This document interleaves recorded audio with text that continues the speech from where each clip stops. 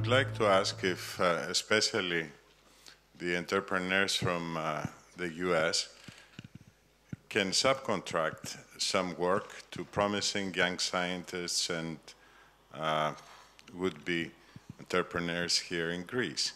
Cory, you want to take that first? Yeah, sure. You know, we have a fairly small company. We've kept a small group of people. We outsource all the physical parts of our robot. And what that allows us to do is bring in the best people for a particular project or aspect of what we're doing. You know, we've, in the last 5 years, even though our core team has been 4 or 5 people, employed people from 5 or 6 different countries, either as employees, as interns, you know, as people doing contract work. So, you know, I think that the field overall is developing, you know, and takes advantage of people from all over the world. So wherever we can find people who are willing to help out, either in person in the US or in Hong Kong in our offices, or remotely. You know, we have one person working with us in Boston right now. We're very open to that. I would agree on that, and of course, you know, the technology today makes it quite easy to be able to communicate and get work done remotely. I think it's easier to be doing this in software rather than hardware. For a small startup like us, focus is a big deal. So, you know, we try to basically stay as focused as possible on, you know, very intense activity that we manage very closely to us on, or where we're flying on in a pilot, to be doing it there. So this is really the limiting factor. I think the quality of talent that we have in Greece is superb. I went through the Greek university system, and I know the sort of the types of minds that go through it. I think, though, that the name of the game today is entrepreneurship, and you know, I would encourage all the young folks in Greece to be thinking, you know, how can they start an idea that they're really passionate about, and really grow it to, you know, a company that, you know, instead of working for a bigger company, they become a big company themselves, right? So I think that, you know, the tools for innovation are there. It's easier today to create, you know, the initial traction than ever before, and prove something and really take it out of the lab and start using it in space. If you look at our project as an example, you know, it was done at a shoestring budget, you know, for the most part, until, you know, the basic sort of ideas were proven. I agree 100% with what Cory laid out as the limitations. You know, hardware startups are seen as, you know, more capital intensive and so forth. So you really require, you know, a young, dedicated team that is super passionate about doing something, to really go out and figure out how can they get something off the ground. And I don't think it's easier for kids in the States when you compare it to kids in Greece or anywhere else in the world. The tools of innovation are there for everybody, I think. They're quite spread over. And when we really need I mean, I don't devalue the ecosystem. That's the reason why I'm here.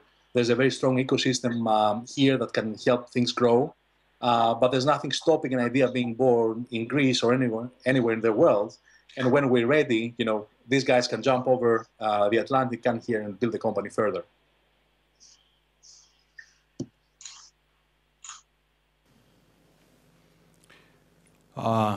Next question, please.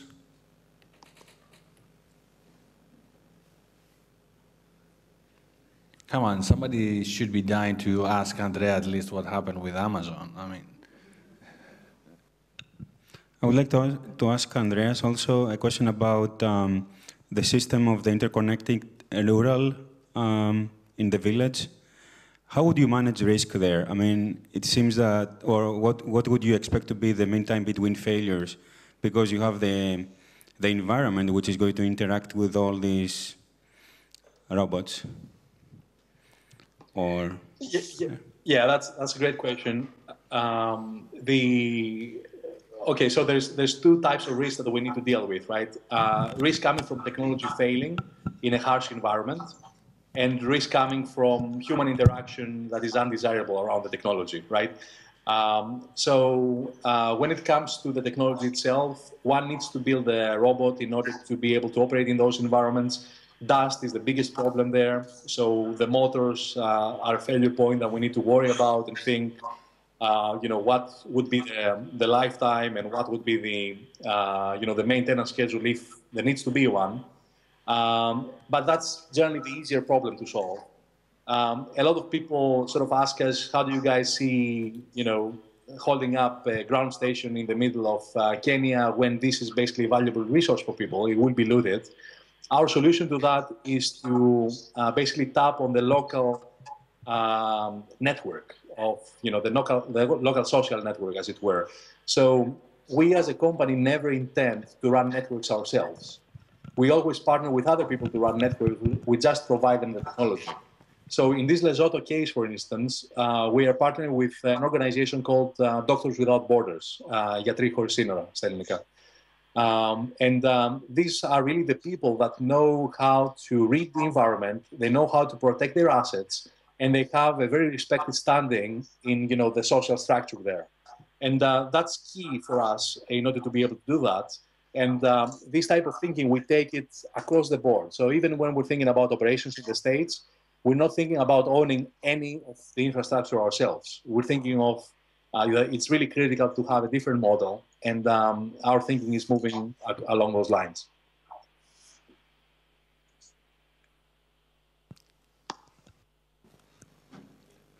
A small comment on the previous questions. Okay. So just a small follow-up to the question regarding subcontracting for Greek entrepreneurs or companies. So I think that this is a very, very important question. And of course, you got a very personal side from our contributors from the States in the panel. There are a number of things that are missing, though, in order to make it a more attractive solution. So think about, for example, how research partnerships have started in the European Union, right? First, you need to provide some incentives to those that would like to distribute their organization in order to have parts of the work being done in different countries, right? And then you need to be able to provide both listings as well as reputation mechanisms to get this up and running. And I think that at the level, at least, of young entrepreneurial ventures in Greece, there is nothing like this at the moment. So there were a number of things that have come to my attention recently. For example, there was a German initiative to actually start a big website in which there would be subcontracting between small Greek companies and German bigger companies and so on, and matchmaking in that respect. But still, I think that there is space, number one, for more organized efforts, and we don't need to wait for them to be run by governments. And number two, for a couple of good proofs of concepts that will be advertised so that, the message will come out to the world that there exists talent in Greece. There are small groups of people that can give valuable services at a very good cost. And there are ways to be able to assess a reputation and to make a safe investment in bringing them into your project. That's pretty much it.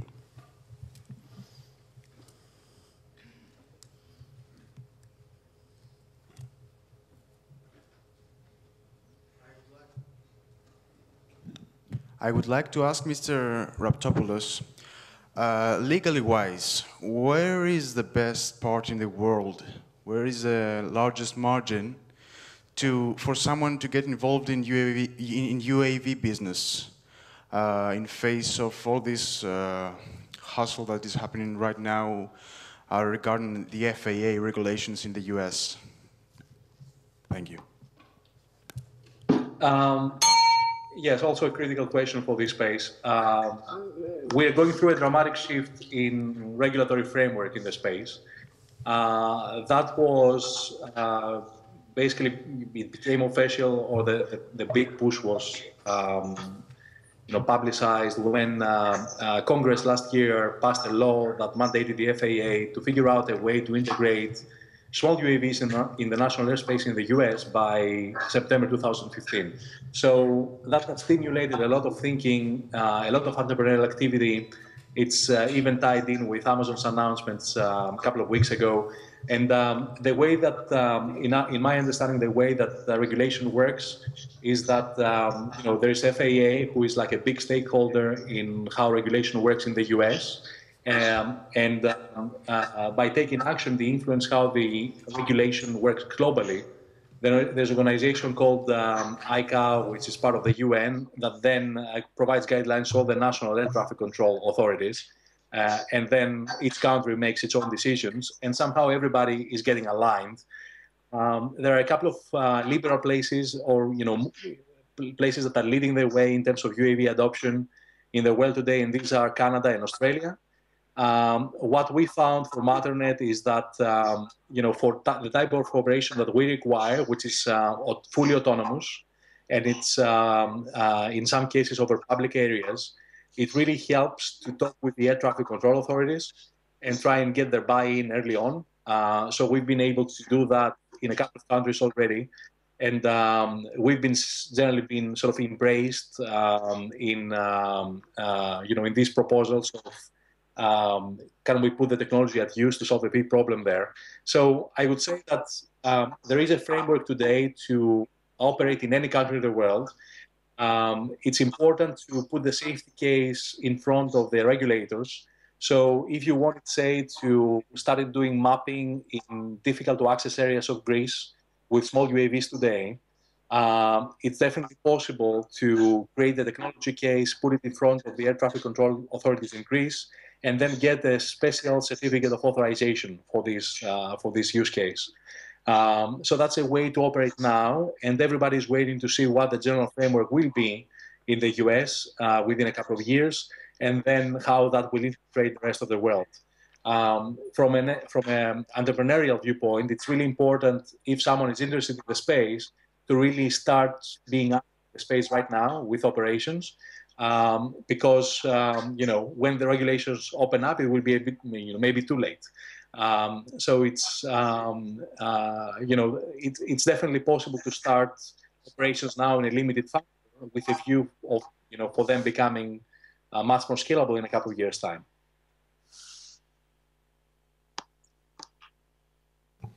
Cory, if I may, can you comment on similar question about how products like yours are affected by regulation, especially since they touch upon the medical sector? Yeah, I mean, in the medical space, it's also a very interesting and changing area since these kinds of products are new. The U.S. regulations tend to drive a lot of what's happening in the world around healthcare, and the FDA in the United States right now is continuously reevaluating to think about medical applications or health-related applications that run on smartphones and tablets to new consumer medical devices to things like robotics. One of the reasons, I mentioned there were several reasons we were launching our weight loss coach first before something that helps someone manage chronic disease or take medication or other more medically focused applications. One of the reasons is that a weight loss coach is not regulated. And so that gives us another year or two while these regulations are being figured out to understand what's going to happen. Our approach to the market is to get to the point of the more medically focused applications, work with the appropriate regulators to make these regulated devices. I think that actually gives us a market advantage and helps us to show our institutional customers that the product is safe and effective more easily than we could just on our own. But the reality is we don't really know yet. Different countries are trying to figure this out in different ways. No one's really made decisions on how this kind of technology is going to be regulated in a few years. And so I think it's kind of figure it out as we go along, for better or for worse. Like with the example we just heard about UAVs, I think the companies that are getting into the market now are the ones that are going to have an advantage when it comes time to work with the regulations that come about. There are some areas like surgical robots where there are fairly clear regulations that falls under things that are already in existence in most countries in terms of healthcare technologies that do something with human body. But things like we're building in terms of the psychology of interaction is definitely a new area, and there's not a clear answer yet to how that's going to be regulated in a few years. Yes, please. Hello. First of all, I would like to congratulate the organizers for this event. It's a magnificent event. I would like to ask Mr. Mavridis on his experience actually in Abu Dhabi. By extrapolation, I understand you were in Mazda, right? In the MIT Institute of Abu Dhabi? No, I was actually at the United Arab Emirates University and New York University Abu Dhabi chapter. Oh, in NYU, yeah. Yes. During your period there, how many startups did you see coming out from, your lab or from other researchers? Because money is not an issue there, right? They have a lot of money, and there have been many efforts to replicate a technology ecosystem by bringing in high-tech companies and bringing in, top-tier universities to teach there. Because we know MIT is a machine to produce startups and to help the alumni. But how exportable is the model? And what can we learn from the efforts in the Gulf countries for what we can do better in Greece? It's a very, very interesting question. It's somewhat relevant to Greece. There might be some parallels, there might be some differences. So the Gulf is a new place. The Emirates exists from the 70s. Before that, you had the Pirate Coast. As an indication of the educational system level, in the 60s in Abu Dhabi, there was a single teacher. His name was Mullah Darwish, and he was actually teaching kids how to read from the Quran. About 10 of them would also learn how to write from the Quran, and the last day before they graduated, they wrote their first own paragraph. That was it. Of course, some people would go to India and Egypt to get educated and so on. So this is what the Emirates is.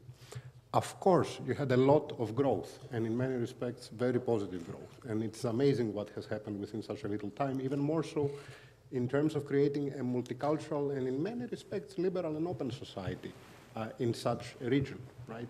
The Emiratis are 15% of the population, and even they come from a number of different components. 35% are the professionals, which are half Anglo-Saxon, half from the whole world, 50% workers. This is the setting. Now, can you bring something from outside and, if you want, just buy it, even with a lot of good intentions, and make it work? Let me start with some concrete answers to your first questions. So, no, out of NYU Abu Dhabi, nothing came. Out of UAU, we had a small entrepreneurship sort of center that they started to build. There were 2 or 3 small startups pretty much selling herbs and doing stuff like that through the internet, and that was it. The Silicon Oasis, Dubai Silicon Oasis, Issa Bastaki, who is the head of the IEEE, used to be the head of the IEEE, educated in the States, ran the Oasis. Beautiful buildings were built. The moment where it would turn to something more than real estate, just offices for companies, a lot of internal changes happened. He came out of his position. It never moved to anything beyond real estate. So, and even the companies that we had in UAU, they were getting funded with 20,000 dirhams, 4,000 euros. Now, the average salary for somebody in the public sector in the Emirates is 4,000 euros a month. So parents will not let their girls go to that. Why should they go to that? So having the money doesn't mean that they go in the right direction, and doesn't mean that you have the mentality, the culture, or the ability to be able to control who is running things and to supervise them. And it's very easy to create things that look shiny with all good intentions, which are not functional. Greece, I hope that things get better. I really hope so, even more so for the case of the Emirates, especially for girls in Abu Dhabi and so on. It's a very good way for them to be able to, continue up to a point with their basic cultural obligations and at the same time be creative. And we were educating girls that come out of the university and then never work in anything that's related to what they know. And they were pretty good to very good, right? So there's not only, if you want, the shift of the society towards an information society and what will happen when the oil will finish, it's also right now that this can really help a lot of people in the Emirates. Greece is a different story, I think, because there is entrepreneurial spirit in Greece. There are human resources and there is the World Network. There are other things that are making it not work. Part of the answer is in the slide that I gave to you. I think at one point, Aristos Doxiadis had an interesting TED talk on some of the reasons that it's not working. But I guess that the other panel speakers can speak on that too. Thanks. Well, Vassilis, I would like to Yes, add. please. Yes. I would like to add the story in this. Well, you know that Israel is sometimes called the startup nation. They have so many small companies, high-tech companies, and some are bigger, and it's how their economy evolves these days. So a few months earlier, I asked a Jewish friend of mine, what is going on in Israel and why are they having so many startups? And who was why was this happening? And who was responsible for it? So the answer was the Jewish mother is responsible for it. So I asked, what do you mean? What is this? And he says, in the 50s and the 60s, Jewish mothers were telling their sons and daughters, you should become a lawyer or a doctor or a lawyer. And today they talk to them and they say, startup spin-off. So it's the mentality of the society. Somehow the society decided to follow this track, and they are doing it quite well. And we should be doing the same, because we are not so different. If I may add something to both comments. First of all, concerning the mothers, I remember listening to a Greek entrepreneur in one of the events over the past 3 years saying that he actually kept it secret from his mother that he was an entrepreneur, and he was posing as he was an employee to a super firm.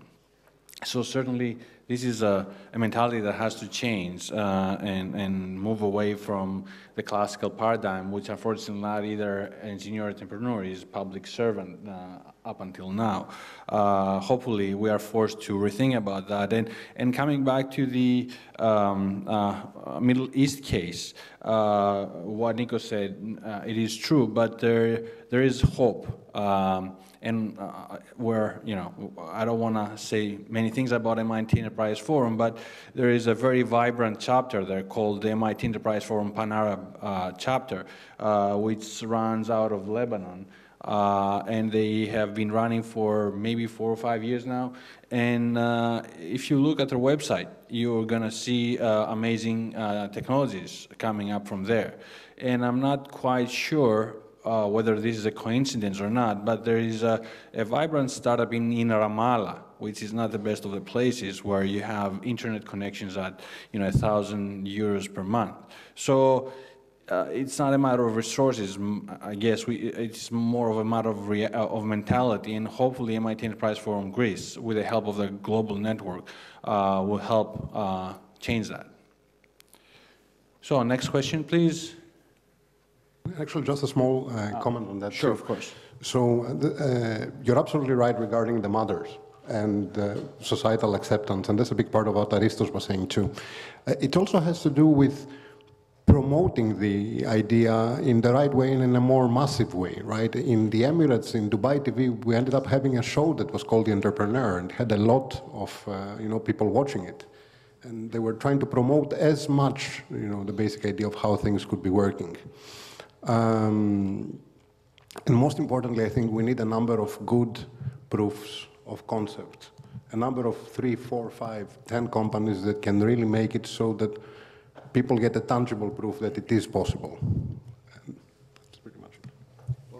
Well, Nico, before handing over, taking advantage of my position, we don't have an issue of entrepreneurial mentality in the sense that a lot of people want to become entrepreneurs, and that most probably explains how many souvlaki stores and frozen yogurts are springing up every day. I think it's a matter of thinking what actually is your entrepreneurial call, and whether you want to make a quick buck because it happens that your father or your mother had an empty store in a nice location, or you wanted to invest on your skills or learn new skills and develop them, because not all of the successful entrepreneurs were coming from the field that they eventually came to succeed. So, yes, please, next question. It's not a question, it's a story. It's another small story.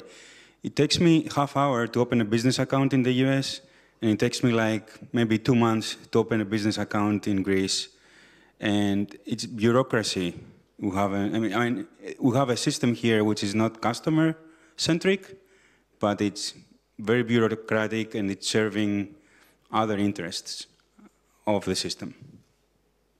Well, that's true, but you can still open the account from here and run the company overseas.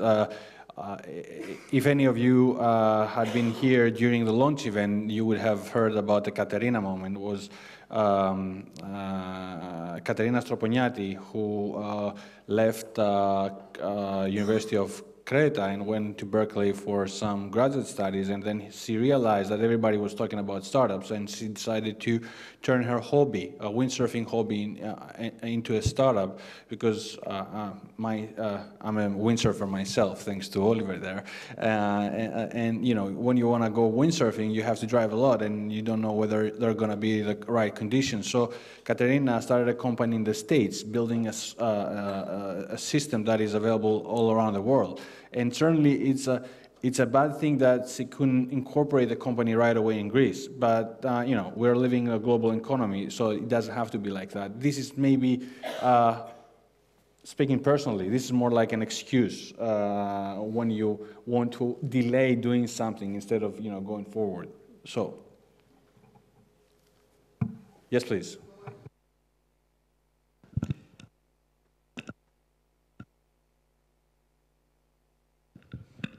Yeah, I would hardly call that an excuse. The means to do something here easily do not exist. Therefore, it makes it hard for everybody to do something. Instead of looking at it as an excuse, we should just do something to change the system so that it provides the ability for someone to say, I want to start a business, and just walk into some place and you go through step 1, 2, 3, 4, and you've started a business. Sorry, that's my reaction.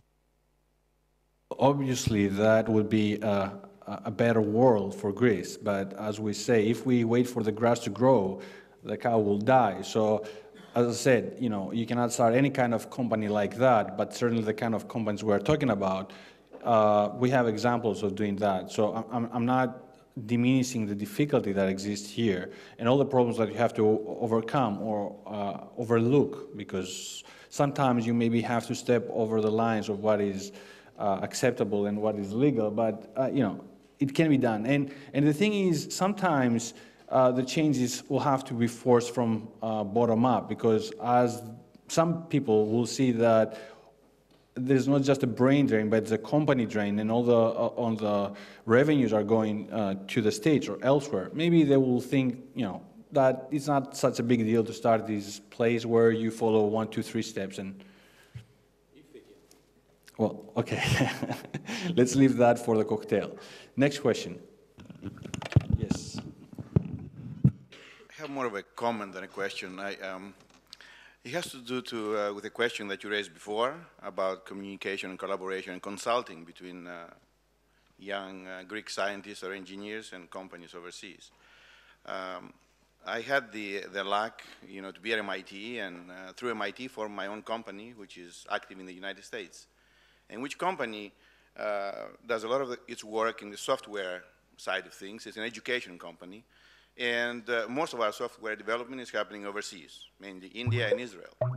And over the last year and a half, we have had, you know, I must say, with good success, from a technical point of view, collaboration with Greek software developers. In doing this, we had to deal with 3 issues. One had to be with a legal framework, the organizational framework for communication, and the technical. The technical, there was no issue whatsoever. You know, it was stellar. But the other 2 had problems. And the legal one, in particular, we have to basically create from zero. The organizational, you know, was better, but still, there were some problems. As long as that have great experience with the way that Greeks think and the way they work, was in charge of the project, everything was going fine. But as long as the project was turned over to other administrators, then we had issues. However, I would encourage Greek young people I see here, some of them perhaps are students now at NTUA, to actually seek out this type of collaborations. You don't wait for them to come to you, you know. And so we are always looking for that in the States. I'm speaking now, and I hope that people from California and other places would have something to contribute. Thank you. Cory, Andrea, would you like to add something about getting resources and computer programming from Greece? Yeah, we've done, like I said, with a small team, development in 3 countries, actually 4 countries now. So really, it's wherever we can find the best people with the particular skills. You know, we're obviously developing a very new kind of robot, but our operating system is Google Android. And one of the advantages that gives us is being able to find developers from all over the world. You know, we have a jobs page on our website, and we regularly get resumes and talk to people who, like I said earlier, you know, might join us as full-time employees or perhaps contractors or interns. And, you know, again, it's about finding the best people for us wherever they are in the world. You know, I think one of the challenges of the U.S. right now, despite the resources that are available here, is the ability to bring people from other places in the world. You know, issues with visas remain a big problem, particularly for startups. And this is one of the reasons that we've actually done our development in Hong Kong. We found it to be a very friendly country in terms of you know, the very beginning of the process that we were just talking about in terms of starting up a business, opening bank accounts. I accomplished that there in a matter of days. It's very easy to do. And visa policies are, I think, much more liberal than many places in the world. Of course, there's still bureaucracy to go through to make it happen.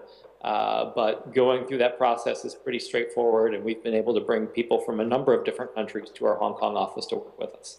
And I see more and more startups doing something like this, you know, where we're, even though we might be a handful of people operating in several countries and able to take advantage of opportunities in different places. And so I think that, you know, thinking about this as not necessarily, you know, happening in one country or one city, and thinking about it as far as what's developing around the world is a perspective that a lot of startups are taking now. Yes, I concur pretty much with Cory's view. As far as we are concerned, we have some very interesting and quite aggressive plans for Greece. And there's nothing to announce yet, but we're hoping that, I mean, for us, it's really important that we get operational in many places, and if we can get, you know, buy-in from the authorities in Greece to do it, that would be a great place for us. The fact that I'm Greek doesn't have anything to do with that. So it's, you know, we're looking at, you know, at operations in Greece one way or another, and it could be quite exciting. We'll see. Yes, please. I would like to ask Mr. Papadopoulos and Mr. Mavridis, given that Greece is now reevaluating pretty much the whole public healthcare system, do you think there are opportunities to medical companies excuse me, relying on robotics to take advantage of that gap is really existing? Well, I think we have to solve other problems before we put robots in Greek hospitals. But, you know, a better information system, for example, interconnected nodes, other things that are high-tech and will help should be of higher importance. And having a mobile robot visiting you know, patients perhaps is not the highest priority right now. Of course, there are, there are tremendous things that one can do, not only in hospitals, but overall in the public sector. But this, I wouldn't call that robotics. First, we have to go through the information age, then go to the robotics age. So I guess that Actually, I would like to be more precise. I'm not talking about replacing doctors with robots. I'm talking about using robotics technology in medical companies so as to lower, perhaps, medicine prices.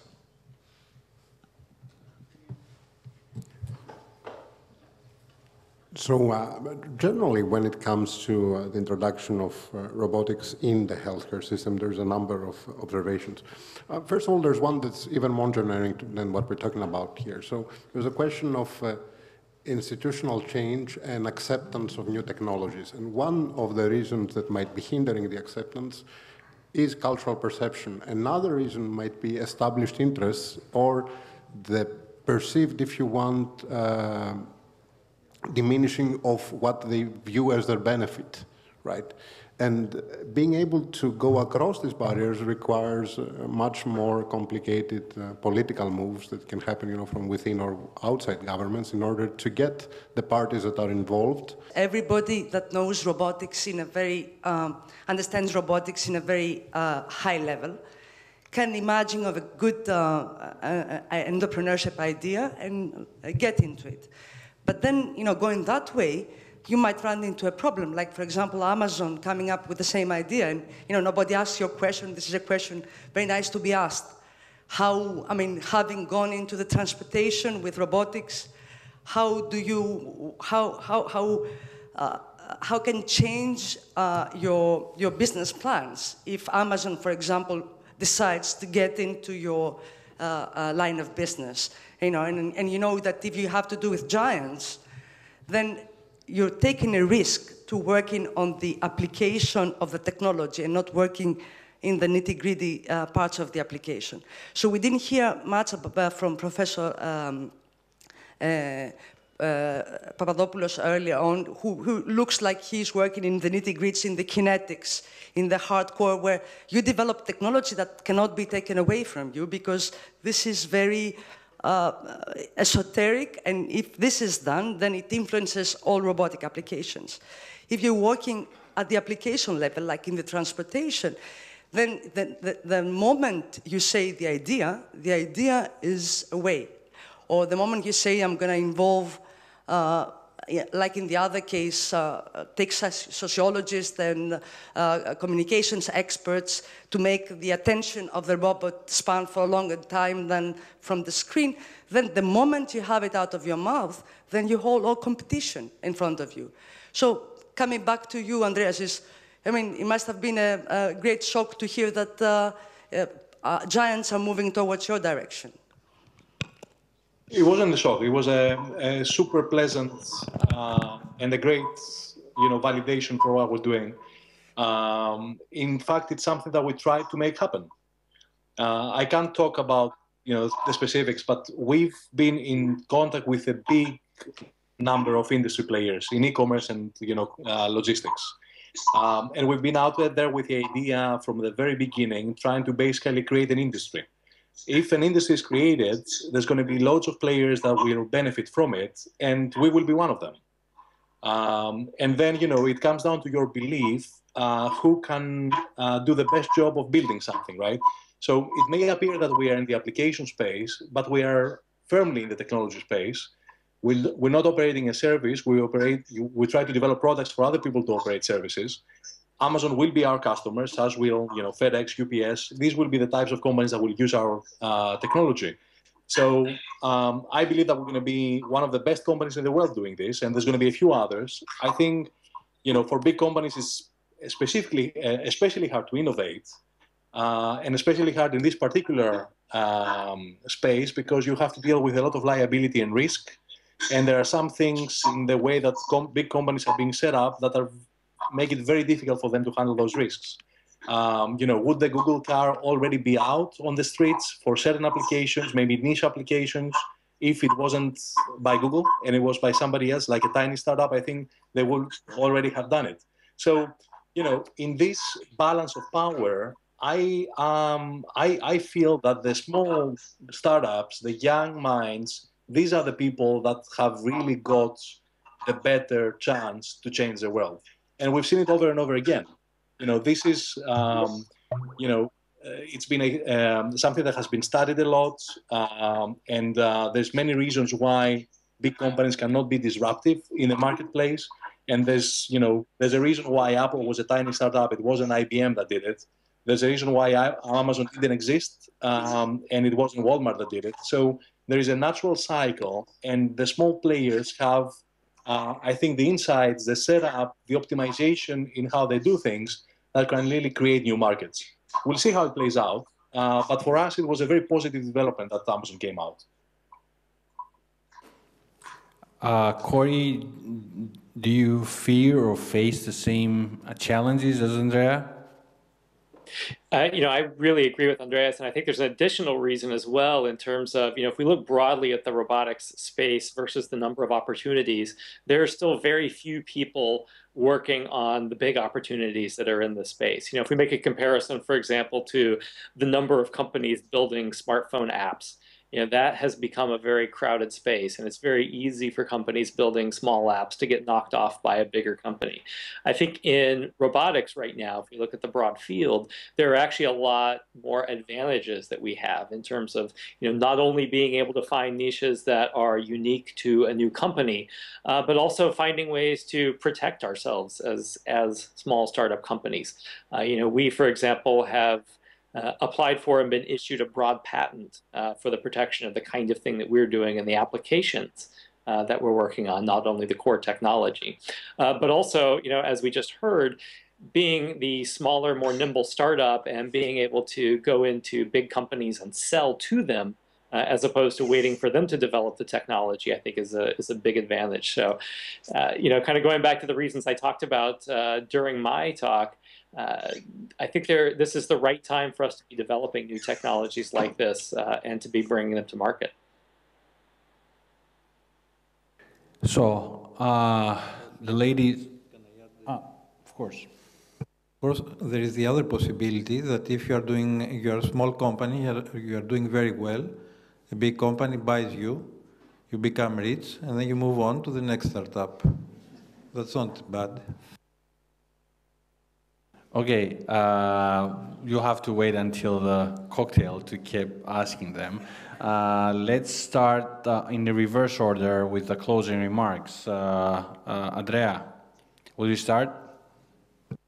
Absolutely, thank you. It's been great to participate. Thank you guys for putting this event together. My closing line is, start small, think big. We have, I think, as entrepreneurs, the tools to really change the world. I am convinced that the sort of power equation is different from what most people think in Greece. And I would hope that audiences like you really bring the message home to Greece that, with entrepreneurship, we can really change the world, not just Greece, the whole of the world. And the tools for innovation are there for everybody. There is a famous quote that there's nothing more powerful than a small group of dedicated minds to change the world. And I think that's very true. I've tried a lot to internalize that message and really make it work for the way that I think about myself and my company. And I would really sort of urge you to do the same. Cory, you're up. I think this is the right time to be building a robotics company. We're still there are a lot of companies that are out there now.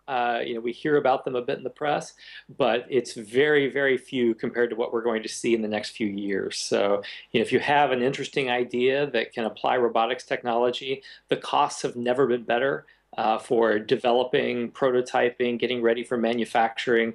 We haven't really talked in details about costs tonight, but we have been able to get from concept to manufacturing ready development for less than 1/10 of what most people told us it would cost us to do this.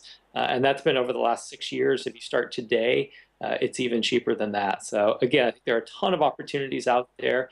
If you understand what the technology is and there's a particular market area or application that you know well, now is a great time to do it. So thanks for having me tonight. Thank you, Cory. Nico.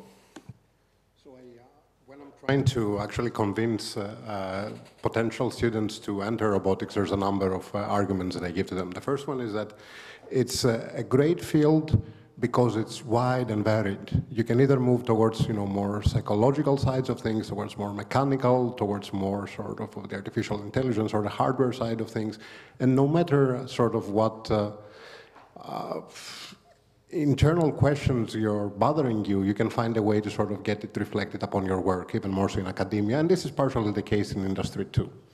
Number two, it's a great field because you learn how to teamwork and you don't work alone. You work in varied teams of 3 to 5 people usually. Number three, it is a great field because robotics and AI will be able to cope with a big number of the main problems that are facing the world now. And this is not just Greece. It's the world, including the developed world and including the third world.